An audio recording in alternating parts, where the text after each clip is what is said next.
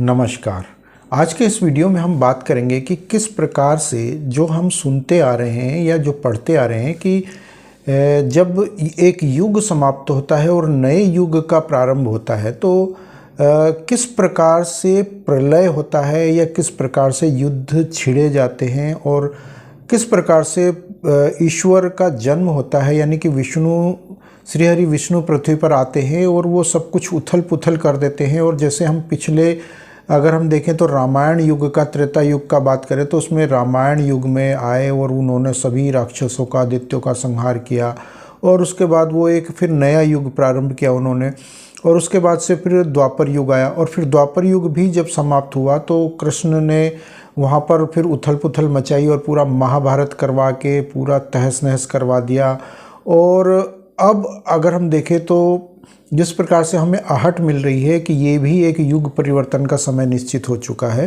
तो कली काल भी समाप्त जब होगा, जब भी समय आएगा इसका, तो क्या होगा उस टाइम। तो यदि उस समय भी संपूर्ण मानवता यदि पृथ्वी से समाप्त हो जाएगी तो फिर जो नया युग जब शुरू होगा तो वहाँ पर मनुष्य की क्या दोबारा से रचना की जाएगी, क्या प्रकृति दोबारा से रची जाएगी, या इस प्रकार के कई सारे जो सवाल होते हैं हमारे मन में वो उठते हैं। तो उनका एक साधारण सा उत्तर हमें, अगर हम अपने पुराणों को पढ़ें तो उनमें बहुत आसानी से मिल जाता है। तो ये जो मेरे हाथ में एक पुराण है उसमें जो स्पष्ट रूप से दर्शाया गया है कि पूर्व काल के शेष मनुष्य, यानी कि जो मनुष्य रह जाते हैं, शेष मनुष्य, यानी कि मान लीजिए अभी जो कलयुग चल रहा है तो ये कलयुग जब समाप्त होगा तो इसमें जो मनुष्य शेष बचेंगे वो ही अगले, यानी कि जो सतयुग फिर से आएगा, जब कालचक्र जब आगे जाएगा तो सतयुग जब दोबारा से आएगा तो उस युग में जो मनुष्य होंगे, उपस्थित होंगे या जो जन्म लेंगे, वो इन्हीं कलयुग से बचे हुए लोगों के द्वारा ही वो जनरेशन, या हम कह लो कि वो पीढ़ी आगे चढ़ेगी।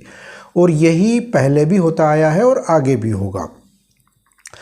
तो जो शिष्ट और धर्म के साथ जो लोग रहेंगे, यानी कि मनुष्य जो कि शिष्टाचार, धर्म और धर्म स्थापना और अपनी संस्कृति और अपने अध्यात्म को जो बचा कर रखेंगे, अपने ज्ञान को, अपने जो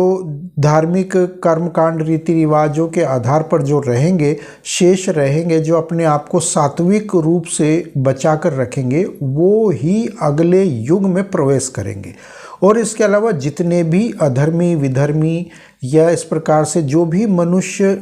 या जो भी अन्य धर्मी जितने भी लोग होंगे, वो अपनी गतिविधियों, अपने कुकृत्यों, कुकर्मों या अपने अधर्मी जितने व्यवहार, आचार विचार उनके जो रहे होंगे, वो उनके आधार पर वे समाप्त होते जाएंगे। और जब वो समाप्त हो जाएंगे तो उसके बाद एक बहुत बड़ा बोझ पृथ्वी से अचानक समाप्त हो जाएगा और ये वर्ष, 2 वर्ष, 3 वर्ष, 4 वर्ष के अंतराल में ये सब कुछ समाप्त हो जाएगा। और उसके बाद जो शेष बचेंगे, वो जो जितने भी धर्मालु, धर्मात्मा जितने भी लोग रहेंगे, बहुत रहस्यमय, गूढ़वादी जो रहेंगे, बहुत ज़्यादा धर्मात्मा, धर्म कर्म करने वाले, मनुष्यता, मानवता या फिर भगवान के प्रति ज़्यादा आस्था रखने वाले, वेदों में आस्था रखने वाले, वेदों का अध्ययन करने वाले, पुराणों का अध्ययन करने वाले, या इस प्रकार से जो अपने विष्णु धर्म को, विष्णु को धारण करने वाले, विष्णु धर्म को स्थापित करने वाले लोग जो बचेंगे, वो ही अगले युग में प्रवेश करेंगे। क्योंकि वहाँ भी एक नई जनरेशन, एक नई पीढ़ी को आगे बढ़ाने के लिए मनुष्य की आवश्यकता होगी, प्रकृति की आवश्यकता होगी, पेड़ पौधों की आवश्यकता होगी, पशु पक्षियों की आवश्यकता होगी। तो इस प्रकार से सभी चीज़ों को वहाँ पुनर्स्थापित किया जाएगा। तो इसी प्रकार से बहुत सी चीज़ें बचती हैं और जो प्रलय आएगा या जिस प्रकार से भी जो युद्ध होगा, या जिस प्रकार से भी मान लीजिए कि परमाणु युद्ध छिड़ जाता है आज की तारीख में और युग परिवर्तन की स्थिति आ जाती है, तो वो वहाँ पर ईश्वर क्या करेगा कि उन व्यक्ति विशेष को, जो उनके परम भक्त होंगे, जो उनमें आस्था रखते होंगे और वो ईश्वर के प्रति समर्पित होंगे, उनको किसी भी प्रकार से वे बचा लेंगे। यानी कि मान लीजिए कि एक बहुत भयानक जलजला आता है, भूकंप या इस तरह का आता है, और उसमें मान लीजिए कि 4 दिन 6 दिन 10 दिन तक भी कई लोग दब के मर जाते हैं, लेकिन उनमें से एक आध कोई जो है बच के निकल आता है। हम जैसे खबरें सुनते हैं कि 10 दिन हो गए 20 दिन हो गए, तो उसमें जो बच के कोई ढूंढ के निकाल लेते हैं उनको, तो उसी प्रकार से हानि अवश्य होगी, उस व्यक्ति की भी होगी, उसको भी चोट लगेगी, वो भी परेशान होगा, घबराएगा, व्यतीत होगा, लेकिन उसके बावजूद उसको बचाकर निकाल लिया जाएगा। तो वो शक्तियाँ विशेष तरीके से उनकी सहायता करती हैं। कुछ जैसे हम ग्राम देवता को पूजते हैं, या हम अपने कुल देवता कुल देवी को पूजते हैं, ग्राम देवी ग्राम देवता को पूजते हैं, तो ये जो हमारे आसपास के नज़दीकी मंदिरों में ग्राम देवता कुल देवता या इस प्रकार से देवी देवता होते हैं, वो ही हम पर नज़र रखते हैं, वो ही हमारी सहायता करते हैं, और वो ही हमें एक प्रकार से, जैसे हम एक साधारण सी भाषा में आज की स्थिति में कहें तो पहले नगर पंचायत होती है, उसके बाद फिर जिला पंचायत होती है, उसके बाद फिर वो आगे इस तरीके से जैसे चलता है, तो उसी प्रकार से ये वो शक्तियाँ भी कार्य करती है। तो हम यदि हम विष्णु की पूजा आराधना करते हैं तो वो सीधे विष्णु से हमारा संपर्क नहीं होता, बल्कि उन शक्तियों के आधार पर हम आगे को बढ़ते हैं। तो हम डायरेक्ट सीढ़ियाँ नहीं चढ़ते, 10 सीढ़ी एक साथ नहीं चढ़ सकते, इसलिए हम एक एक सीढ़ी चढ़ते। तो यही पुराणों का भी आधार है, वो भी यही कहते हैं कि आप जितनी भी भक्ति कर लीजिए, आप चाहे अपने ग्राम देवता की भक्ति कीजिए, तो यही एक आधार है हमारे ग्राम देवताओं का, ग्राम देवी का, या फिर हमारे कुल देवता कुल देवी का। यही एक उनका भी जो उद्देश्य है उनको स्थापित करने का या उनकी पूजा करने का, वो यही एक उद्देश्य होता है और यही एक आधार होता है, और उसी आधार पर हम आगे को बढ़ते हैं। अन्यथा हम सीधे भगवान विष्णु को भगवान शंकर को भी पूज सकते हैं, लेकिन वो भी हमें सीधे तौर पर संपर्क नहीं करते हैं। यदि आप बहुत अधिक ज्ञानवान, वेद पुराणों में ज्ञानी हैं, ज्ञाता हैं, आप उनका स्मरण करते हैं, ध्यान पूजन करते हैं और रम जाते हैं उनमें, और यदि ईश्वर चाहते हैं कि आपको अगले युग के लिए सुरक्षित किया जाए, तो आपको वो डायरेक्ट आकर सुरक्षित नहीं करेंगे, बल्कि वो हमको और आपको वो इन्हीं ग्राम देवता ग्राम देवियों के माध्यम से या अपने कुल देवता कुल देवियों के माध्यम से सुरक्षित करते हैं। और वो फिर वो उनका कार्य हर एक क्षेत्र में, यदि आप जिस ग्राम में चले जाइए वहाँ के अपने ग्राम देवता अलग है, तो उस क्षेत्र विशेष के तो अलग अलग देवी देवता होते हैं, तो वो ही आपकी रक्षा करते हैं और वही आप पर नज़र रखते हैं, गिनती रखते हैं। तो इस प्रकार से ये जो पूरा तंत्र चलता है वो एक साधारण संवैधानिक भाषा में अगर हम कहें तो ये उसी प्रकार से चलता है। जो यहाँ पर हम जो बात कर रहे हैं वो ये है कि जो शेष रह जाते हैं लोग अगले युग के लिए, जो सिलेक्टेड होते हैं, चुने जाते हैं। मान लीजिए कि आज पृथ्वी की आबादी 5 अरब है, तो 5 अरब में से उनको सिर्फ 30 से 35 करोड़ लोगों की आवश्यकता है। तो बाकी सबको वो किसी न किसी प्रकार से, मान लीजिए कि प्राकृतिक आपदाएं एक के बाद एक आएगी, भयानक आएगी, स्थितियाँ विकट हो जाएगी, या युद्धक स्थिति आ गई तो अन्य देशों के जो न्यूक्लियर टेस्ट जो है वो एक्सचेंज हो जाएंगे, आदान प्रदान होगा और वह भयानक युद्ध नीति। और तो इस प्रकार से मान लीजिए कि हम या दिल्ली एनसीआर में कहीं बैठे हैं और यहाँ भयानक युद्ध छिड़ जाता है और परमाणु हमले हो जाते हैं, तो ऐसी स्थिति में हमारे ग्राम देवता या ग्राम देवी या हमारे कुल देवता कुल देवी जो है हमारी सहायता करते हैं। आप अगर वो चाहते हैं कि हमें सुरक्षित रखा जाए, और मान लीजिए कि कोई परमाणु हमला होता है किसी भी देश पर, किसी भी क्षेत्र पर, और उस क्षेत्र के लोगों को यदि वो सुरक्षित 2 4 10 लोगों को रखना चाहते हैं, तो उन लोगों का अचानक से कोई एक कार्यक्रम बनवा देते हैं वो, और एक तीर्थ यात्रा पर निकल गए, किसी दूसरे दूर दराज के क्षेत्र में वो यात्रा पर उन्हें भेज देते हैं, अचानक सा कोई प्रोग्राम बन जाता। तो हम जैसे कहते हैं कि बाल बाल बचे और मैं वहाँ से निकल गया और वहाँ से चला गया और उसके बाद ये घटित हुआ, घटना हुई, तो वो उसी आधार पर होती है। तो हम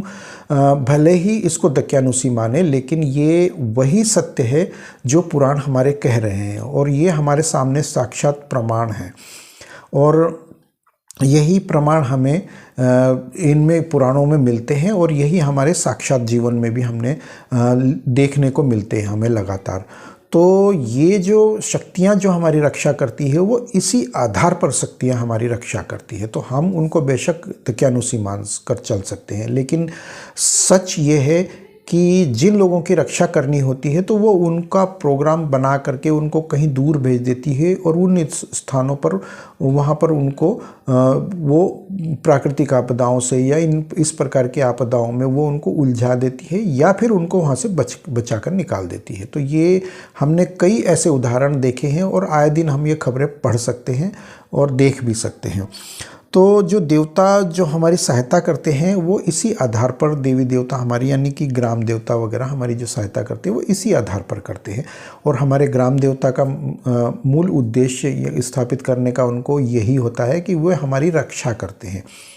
किंतु रक्षा का अर्थ ये भी नहीं है कि हर एक व्यक्ति विशेष की रक्षा करेंगे, क्योंकि एक निश्चित प्राकृतिक जो आपका ओरा है उसी के आधार पर आपकी रक्षा की जाएगी। और जो आपका जो किस्मत या जिसको कहते हैं कि जो लिखी हुई है या जो अवधि आपकी आयु वगैरह है तो वो उसी के आधार पर वो काम करते हैं और उसमें कोई दखल अंदाजी नहीं करते। लेकिन हाँ, जब वो एक विशेष आयोजन होता है उनका तो उसी आयोजन के आधार पर वे रक्षा करते हैं, इसके अलावा वे कोई हस्तक्षेप नहीं करते हैं।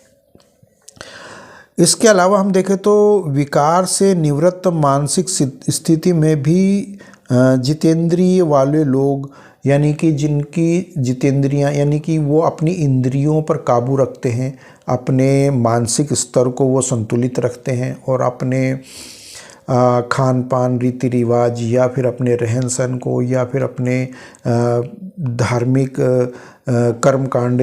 और क्रियाओं को या इस प्रकार से जो बिल्कुल एकदम सात्विक तरीके से सुरक्षित रखना चाहते हैं, सनातन सत्य को वो जानना चाहते हैं या इच्छुक है, या पूजा पाठ कर्म कांड या अपने दान प्रक्रिया इस प्रकार के जो भी गतिविधियां होती हैं उनमें यदि वो नित्य रमे हुए रहते हैं और पूर्ण रूप से वे आस्थावान रहते हैं ईश्वर में, अपने धर्म में, और उस अस्तित्व को वो समझते हैं या समझना चाहते हैं, तो ऐसे लोगों की आवश्यकता आगे के लिए होती है। क्योंकि अगले आने वाले जो युग होते हैं या परिवर्तन जिनमें भी होता है तो वो उनमें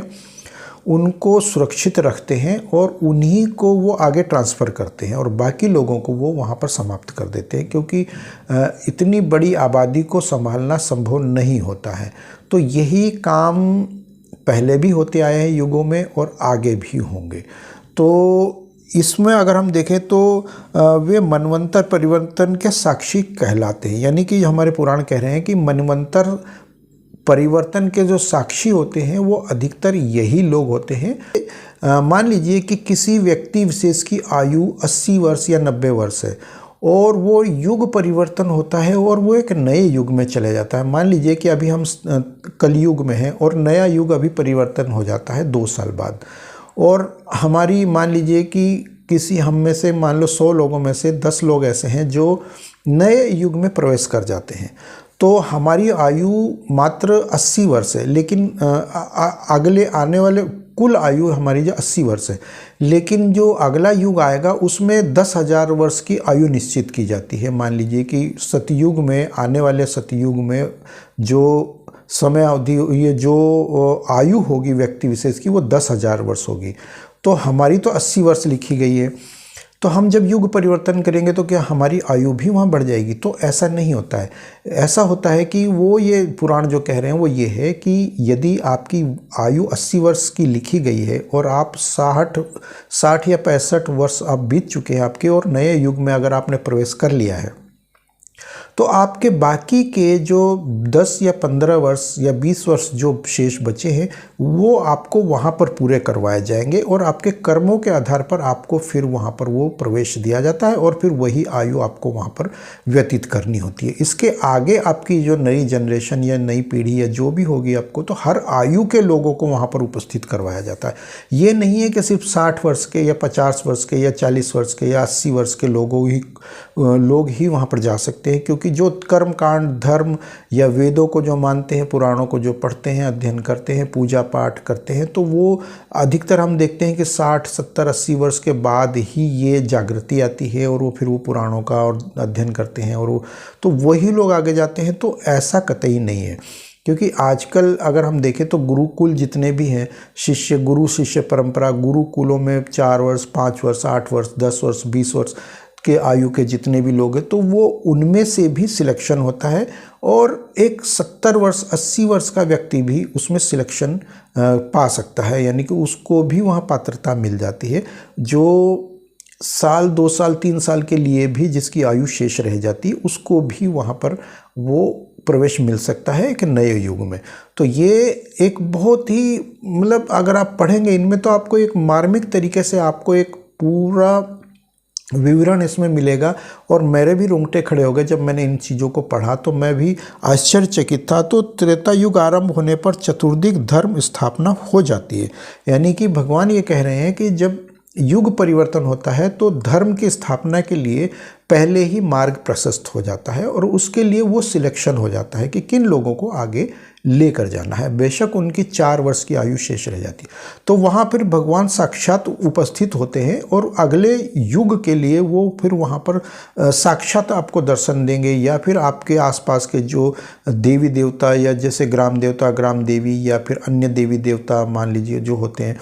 तो वो आपको साक्षात दिखेंगे या दर्शन होंगे या आपके साथ रमण करेंगे, रहेंगे आपके साथ वो और आपके साथ पृथ्वी पर उपस्थित रहेंगे, तो वो उनके बीच आपका जीवन व्यतीत होगा। तो ये एक बहुत बड़ी उपलब्धि होती है, क्योंकि जब आप धर्म में आस्था रखेंगे, विश्वास रखेंगे और धर्म के आधार पर आप चलेंगे, तो ये सब चीज़ें आपको आगे देखने को मिलती है। अन्यथा तो कई ऐसे राक्षस है या मानसिक विकृति वाले लोग, दुष्प्रवृत्ति वाले लोग हैं, तो वो सब के सब वो यहीं उन प्रलयों में या इस प्रकार के युद्धों में वो यहीं पर सिमट जाते हैं, वो यहीं पर रह जाते हैं। तो इसके अलावा अगर हम देखें तो यह लिखा है कि पूर्व काल में उन प्रमुख देवगण के स्वर्ग गमन के उपरांत सर्वांग में देवता तदंतर वे मनुष्य जो शिष्ट थे धर्म के साथ संयुक्त हो गए, यानी कि जो मनुष्य शिष्ट थे वो धर्म के साथ मिल गए, संयुक्त हो गए, और जब मनवंतर समाप्त होगा तब वे यहाँ का स्थान त्याग करके सभी मंत्रों के साथ अनामय महलोक गमन करेंगे। विकार से निवृत्त मानस सिद्धि में स्थित जितेंद्रिय वे लोग महाप्रलय पर्यंत स्थित रहेंगे, और महाप्रलय भी आएगा तब भी वे उपस्थित रहेंगे उस युग में। तो ये कितने लोग उपस्थित रहेंगे ये निश्चित हम नहीं कर सकते, क्योंकि मान लीजिए कि एक लिफ्ट जो बिल्डिंग में लगी है उसमें अली 10 लोगों का स्थान है और लाइन में अगर 100 लोग या 150 लोग खड़े हैं तो एक बार में सिर्फ 10 लोग ही जा सकते हैं। तो वही सिलेक्शन होता है कि किसका नंबर, आप जब लाइन में लगे हैं तो आप चौथे नंबर पे लगे हैं या 20 नंबर पे या 25 नंबर पे या 50 नंबर पे आप लाइन में लगे, तो ये किस्मत आपकी होती है। यानी कि ये आप अच्छा कर्म किया हो, जैसे हम कहते हैं कि यदि हमने अच्छा कर्म किया होता तो हम पहले नंबर पे खड़े होते या चौथे नंबर पे खड़े होते, लेकिन हम कहते हैं कि हमने बहुत अच्छा कर्म किया था जो हम सबसे पहले जा रहे हैं क्योंकि हम दूसरे नंबर पे आ गए, खड़े हो गए। तो ये हमारी अपनी अच्छी किस्मत। तो ये हम बेशक आप कितने भी बुरे व्यवहार करते हो, लेकिन कई बार आप कहते हैं कि आज मेरी किस्मत बहुत अच्छी थी। तो ये वही आधार होता है, उसी के आधार पर ये डिसाइड होता है, ये निर्णय लिया जाता है। तो ये निर्णय हम नहीं ले सकते, ये निर्णय वहाँ जो लेखा जोखा होता है वो ही उसी आधार पर वो लिया जाता है कि कितने लोग वहाँ पर उपस्थित रहेंगे और कौन नहीं उपस्थित रहेगा। तो ये आगे फिर ये कहना है कि वे देवता अपने सत्य, ब्रह्मचर्य, शास्त्र ज्ञान तथा तपोबल द्वारा उन शून्य स्थानों को भरते हैं। यानी कि वो जो शून्य स्थान है उसको भरने के लिए अपने तपोबल, धर्म ज्ञान और ये इसी आधार पर आपका जो सिद्धि या फिर जो आपका शास्त्रों का ज्ञान है, ब्रह्मचर्य है, आपका जो सत्य और असत्य की जो आपकी गिनती है, घटना है, उसको आधार बना करके ही वो आपको आगे उपस्थित करते हैं। यानी कि सीधी सी बात कहें तो हमारे अपने जितने भी कर्म और कुकर्म जितने भी होते हैं उन्हीं के आधार पर हमें वो आगे का स्थान सुनिश्चित करवाते हैं आगे युग परिवर्तन के लिए। तो ये एक हम ये कह सकते हैं कि हमारे लिए ये एक बहुत बड़ा माध्यम हो सकता है। हमारे अपने धर्म को जाने, अध्ययन करें, पुराणों का अध्ययन करें, वेदों को जानें, वेदों के बारे में पढ़ें, और इस प्रकार से यदि आप स्मरण करते हैं उसको पढ़ते हैं और उसका पाठ करते हैं और ईश्वर में आस्था रखते हैं, तो आपको कहीं ना कहीं इसका बहुत बड़ा लाभ आने वाले समय में, बेशक हम ये कहें कि अभी तो बहुत लंबा समय चलेगा कलयुग का, लेकिन हमें अपने कर्मों को यदि अच्छे रखना है तो ये ज़रूरी नहीं है कि हमें युग परिवर्तन के अंत में ही जो अवसर मिलेगा वहीं रखेंगे, अभी हमें आवश्यकता नहीं है, लेकिन हमें हर समय ये करना चाहिए। और यही एक मनुष्य की योनि में आने के लिए, बार बार इस योनि में आने के लिए हमें इसी आधार पर चलने की आवश्यकता होती है। क्योंकि अगर हमारे पुराण ये भी कहते हैं कि जो भारतवर्ष है, भारत भूमि है, जो भी एशिया महाद्वीप संपूर्ण, जो जैसे अखंड भारत का एक क्षेत्रफल जो हुआ करता था, इस भारत भूमि में हमेशा से अनादिकाल से यहाँ पर सबसे अधिक आबादी रही है। क्योंकि यहाँ पर जन्म लेने के लिए लोग, मतलब कि किसी भी पृथ्वी के किसी भी क्षेत्र में हो, वो हमेशा तड़पते हैं, तरसते हैं कि हमें काश भारत भूमि पर जन्म लेने का अवसर मिल जाए। और यही कारण है कि अन्य द्वीपों में इतनी आबादी कभी नहीं देखी गई। वो अनादिकाल से ये चला रहा है कि इतनी आबादी कई अन्य द्वीपों पर, देशों में, अमेरिका चले जाइए, अफ्रीका चले जाइए, या फिर आप ऑस्ट्रेलिया चले जाइए, या यूरोप के किसी भी देश में चले जाइए, तो वहाँ पर इतनी आबादी नहीं है। बाय चांस आज के ज़माने में कहीं इक्का दुक्का कुछ हो सकती है, लेकिन इतनी आबादी नहीं है जितनी कि भारत भूमि में आबादी है। तो ये आज की समस्या नहीं है कि भारत में इतनी आबादी घनत्व अधिक हो गया, ये हमेशा से रही है। क्योंकि यहाँ तरसते हैं, देवी देवता भी यहाँ पर जन्म लेते हैं और यहाँ पर आने के लिए तरसते हैं। तो ये यही वजह है कि यहाँ पर सबसे अधिक आबादी रहती है। इसके अलावा ये भी है कि यदि आबादी अधिक रहती है तो यहाँ पर एक साधारण मनुष्य भी हमें देखने को मिलता है, और एक तपस्वी भी मिलता है, और एक सात्विक, या हम कह लें कि तामसिक, और हर प्रकार का व्यक्ति यहाँ पर देखने को मिलता है। लेकिन हमें उसके बावजूद यहाँ पर एक बहुत बड़ी मानसिक शांति, संतुलन और सद्भावना, और इस आधार पर हमें बहुत कुछ देखने को मिलता है यहाँ पर। क्योंकि यहाँ पर देवी देवता साक्षात हमारे बीच में रमण करते हैं, और वो भ्रमण करते हैं, और वो यहाँ पर रहते हैं। बेशक हमें वो दर्शन, साक्षात दर्शन, हम उनको पहचान नहीं सकते, लेकिन क्योंकि वो भी यहाँ पर सारे देवी देवता जितने भी हैं, तो वो इसी क्षेत्रफल में, इसी स्थिति में सबसे अधिक पाए जाते हैं। तो उसके बाद